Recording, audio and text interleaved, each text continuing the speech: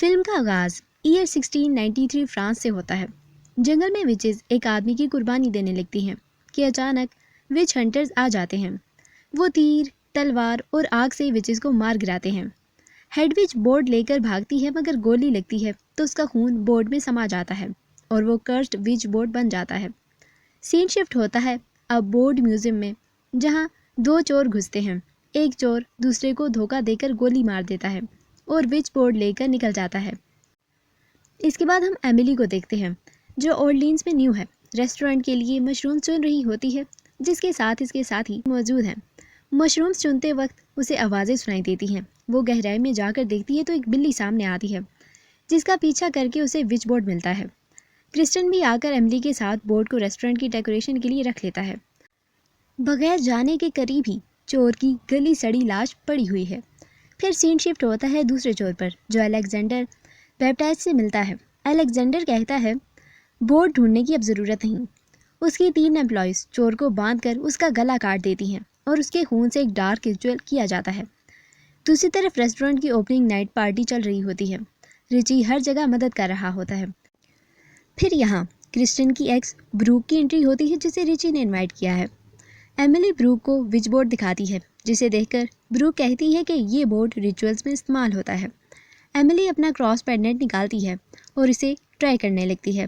پہلے کوئی جواب نہیں ملتا لیکن اچانک لائٹس فلیکر کرتی ہیں، آگ بھڑکتی ہے اور ایک جلتا کرو چمنے سے نکل کر سب کو ڈرا دیتا ہے۔ ثابت ہوتا ہے کہ بورڈ میں سپر نیچرل پاور ہیں۔ اگلی صبح سب ریسٹورنٹ سیٹ کر رہی ہوتے ہیں جس دوران ریچی بتاتا ہے کہ بروک اب بھی کرسٹن میں انٹرسٹڈ ہے۔ ایملی بورڈ چیک کرتے ہوئے مڈل آئی رول اٹھاتی ہے جہاں سے ایک ہڈن بون پینڈنٹ ملتا ہے۔ تبھی نیوز آتی ہے کہ یہ بورڈ میوزیم سے چوری ہوا تھا اور 2 مرڈرز کا ذمہ دار ہے۔ نیوز ریڈر کوئی اور نہیں بلکہ الیگزینڈر ہے۔ ریچی کو عجیب آوازیں سنائی دیتی ہیں۔ ونڈو سے جھانکتا ہے تو بلیاں دکھائی دیتی ہیں۔ اچانک ایک بلی سامنے آ جاتی ہے اور وہ گھبرا جاتا ہے۔ ایملی پینڈولم سے اپنی کھوئی انگیجمنٹ رنگ ڈھونڈنے لگتی ہے۔ اسی وقت ایک وچ ظاہر ہوتی ہے۔ چیزیں خود بخود چلنے لگتی ہیں۔ کیٹ ریسٹورنٹ کے اندر داخل ہوتی ہے۔ میٹ سلائسر اچانک چل پڑتا ہے اور ریچی کا ہاتھ اس میں آ کر کٹ جاتا ہے۔ کیٹ اس کا کٹا ہوا ہاتھ لے کر بھاگ جاتی ہے۔ کرسٹن نیچے جاتا ہے تو کیٹ ہاتھ چھپا کر کھا رہی ہوتی ہے۔ ایملی کو رنگ مل جاتی ہے اور وہ خوش ہوتی ہے، واپس آتی ہے مگر کرسٹن اسے ایکسیڈنٹ کا بتاتا ہے۔ انہیں پتہ نہیں ہوتا کہ بورڈ سے مانگی ہر چیز کی خوفناک قیمت چکانی پڑتی ہے۔ کرسٹن واپس آتا ہے اور دیکھتا ہے کہ ریچی خون بہنے سے مر چکا ہے۔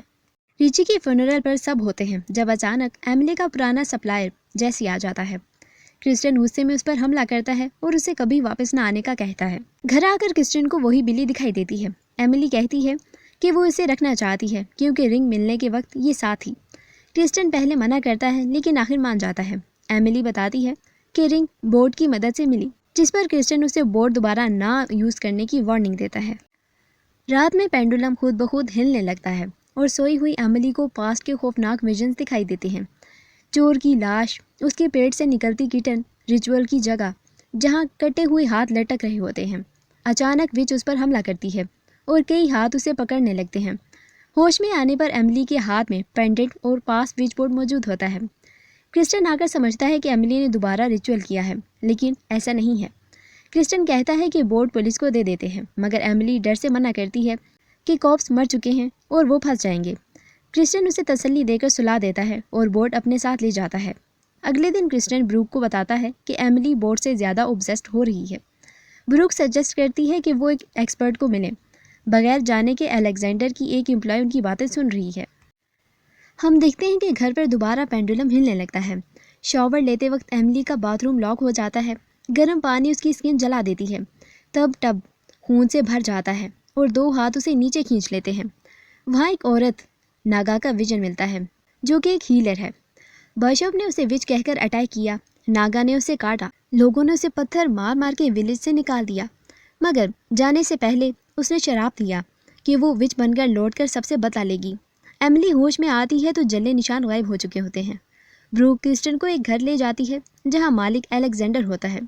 پتہ چلتا ہے کہ وہ ایک کلٹ چلاتا ہے۔ جیسی ایملی سے کانٹیکٹ کرنے کی کوشش کرتا ہے مگر وہ اگنور کرتی ہے۔ بروک وچ بورڈ ڈرا کرتی ہے تو الیگزینڈر بتاتا ہے کہ یہ وہی چیز ہے جس سے فرانس کا ایک پورا گاؤں برباد ہو گیا تھا۔ ناگا نے اپنا کوون بنایا اور اسپیل سے سب کو ڈسٹرائے کر دیا۔ الیگزینڈر ریویل کرتا ہے کہ ناگا کو مارنے والا اس کا دادا بشاپ تھا۔ گھر لوٹنے پر ایملی کا رویہ عجیب ہوتا ہے۔ دوسری جانب جیسی اپنی گیدرنگ میں ایک لڑکی کو ٹارگٹ کرتا ہے، پینڈولم خود ہلتا ہے، بلی بھی آ جاتی ہے۔ دھیرے دھیرے ایملی ناگا میں بدل رہی ہوتی ہے۔ جیسی لڑکی کو انجیکٹ کرنے لگتا ہے تبھی بلی اس پر جم کر کے اس کی آنکھیں نکال دیتی ہے اور وہ بلڈنگ سے گر کر مر جاتا ہے۔ چرچ بیل بجتی ہے تو ایملی ہوش میں آتی ہے اور گھبرا کر کہتی ہے کہ اسے کچھ سمجھ نہیں آ رہا۔ کرسٹن اسے تسلی دیتا ہے۔ اگلی صبح کرسٹن بروک اور الیگزینڈر کو گھر بلاتا ہے۔ الیگزینڈر بلی کو دیکھ کر مسکراتا ہے اور کہتا ہے کہ ایملی نے سب کچھ شروع کر دیا ہے، اب اسے بند کرنا ہوگا۔ سب الیکٹرانکس بند کر کے وہ ریچول شروع کرتا ہے۔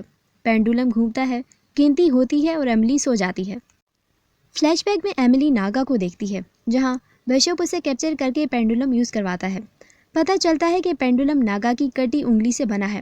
الیگزینڈر کے ریچول کے ساتھ ناگا بھی ریچول کرتی ہے۔ اچانک ایملی کا کراس پینڈنٹ نکل کر دیوار میں پھنس جاتا ہے۔ ایملی اور پریزن والی ناگا دونوں بے ہوش ہو جاتی ہیں۔ الیگزینڈر دوبارہ کاؤنٹ کرتا ہے اور ایملی جاگتی ہے۔ فرینچ میں بات کرتی ہے اور بالکل بدلی ہوئی لگتی ہے۔ وہ بورڈ الیگزینڈر کو دے کر اسے بینکویٹ میں انوائٹ کرتی ہے۔ پریزن میں اصلی ایملی کی سول جاگتی ہے اور اپنی زندگی کی بھیک مانگتی ہے، لیکن لوگ اسے وچ کہہ کر جلانے کی تیاری کرتے ہیں۔ پاس کھڑی عورت بتاتی ہے کہ وچ اپنا بدلہ لے چکی، ناگا نے ایملی کی باڈی کے ساتھ ٹریڈ کر لیا ہے۔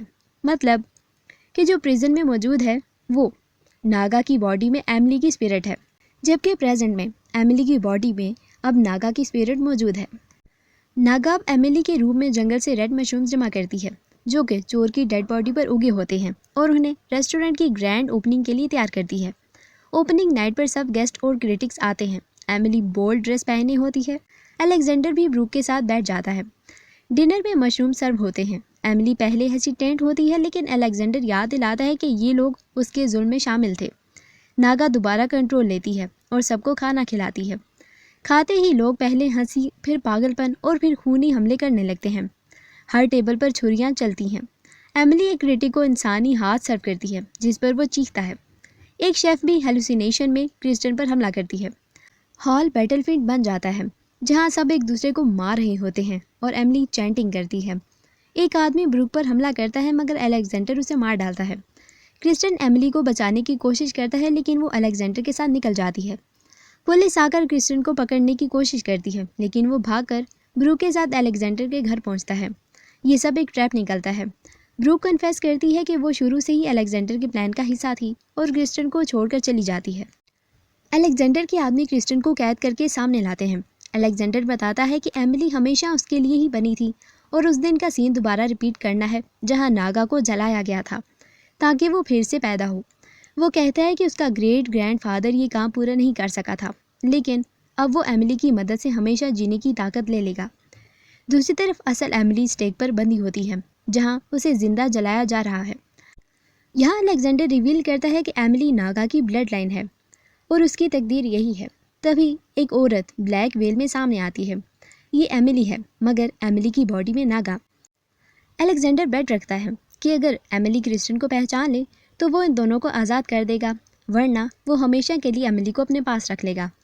ایملی قریب آتی ہے مگر کرسٹن کو پہچان نہیں پاتی۔ کرسٹن موقع لے کر ایملی کو ہوسٹیج بناتا ہے پر الیگزینڈر ہنس کر کہتا ہے کہ وہ کبھی جیت نہیں سکتا، ایملی اس کی کوئین ہی بنے گی۔ لیکن ایملی کی باڈی میں چھپی ناگا الیگزینڈر کو پہچان لیتی ہے اور اس پر حملہ کرتی ہے۔ کرسٹن اس موقع کا فائدہ اٹھا کر وچ بورڈ کو اٹھا کر آگ میں پھینک دیتا ہے۔ بروک بھی اس کی مدد کرتی ہے۔ جیسے ہی بورڈ جلتا ہے ناگا کی روح ایملی کی باڈی سے نکل کر اپنی باڈی میں واپس چلی جاتی ہے اور ایملی کی روح اپنی باڈی میں واپس آ جاتی ہے۔ ناگا کے ارد گرد لگی ہوئی آگ اس پر اثر نہیں کرتی۔ کنگ دوڑ کر اسے مارنے کی کوشش کرتا ہے لیکن ناگا اسے پکڑ کر اپنی طرف کھینچ لیتی ہے اور دونوں آگ میں جل کر خاک ہو جاتے ہیں۔ دوسری جانب کرسٹن ایملی کو بچانے کی کوشش کرتا ہے مگر الیگزینڈر گولی چلا دیتا ہے۔ الیگزینڈر وچ بورڈ کو آگ سے بچانے کی کوشش کرتا ہے مگر کرسٹن الکوہل پھینکتا ہے جس سے آگ الیگزینڈر کو اپنی لپیٹ میں لے لیتی ہے۔ ایملی ہوش میں آ کر گن اٹھاتی ہے۔ الیگزینڈر اسے مینیپولیٹ کرنے کی کوشش کرتا ہے لیکن ایملی ہمت کر کے اس کے سر میں گولی مار دیتی ہے۔ پھر وہ کرسٹن کی طرف بھاگتی ہے جو اسے کراس پینڈنٹ دے کر تسلی دیتا ہے کہ وہ ہمیشہ ایملی کے ساتھ رہے گا، لیکن وہ مر جاتا ہے۔ ایملی روتی ہے۔ بروک آتی ہے اور دونوں لڑکیاں یہاں سے نکل جاتی ہیں۔ پولیس الیگزینڈر کی لاش کو بیگ میں ڈالتی ہے لیکن اس کی آنکھیں کھل جاتی ہیں یعنی وہ ابھی تک زندہ ہے۔ کچھ مہینے بعد بروک ویٹیکن جاتی ہے اور انہیں بوٹ دیتی ہے جو اس نے بچایا تھا۔ وہ کہتی ہے کہ وہ اسے بیچنا چاہتی ہے۔ پوپ اسے ان کٹ ڈائمنڈز کے ساتھ پیمنٹ کرتا ہے، اور سب سے بڑا ٹوئسٹ تو یہ ہوتا ہے کہ ایملی بھی اب بروک کے ساتھ مل گئی ہوتی ہے، جو پینڈولم لائی ہے جو بروک پوپ کو دے کر دونوں چلی جاتی ہیں۔ پوپ فوراً پینڈولم کے ذریعے وچ بورڈ کو یوز کرتا ہے اور اسی ٹائم وچ آ کر اسے پوزیس کر لیتی ہے۔ اسی کے ساتھ اس فلم کا اختتام ہو جاتا ہے۔